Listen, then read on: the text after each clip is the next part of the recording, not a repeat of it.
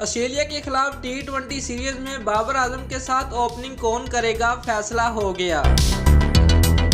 पाकिस्तान टी20 team के नौ मुंतखब कप्तान बाबर आजम ने कहा है कि फ़खर जमान के साथ मैं खुद ओपनिंग करूंगा, जबकि इमाम उल हक को बैकअप के तौर पर लेकर जा रहे हैं।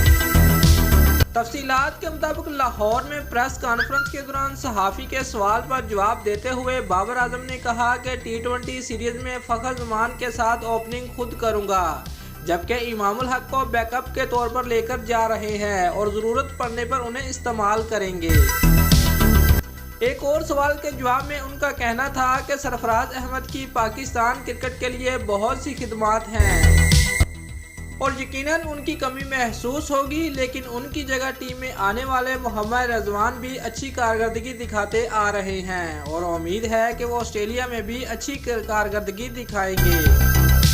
सरफराज अहमद के बारे में पूरी उम्मीद हूँ कि वो जल्द ही अच्छा कमबैक करेंगे और टीम में वापसी आएंगे। दोस्तों, अगर आपको हमारी ये वीडियो अच्छी लगी है तो लाइक और कमेंट लाजमी करें और हमारे चैनल को सब्सक्राइब करना मत भूलिए। शुक्रिया।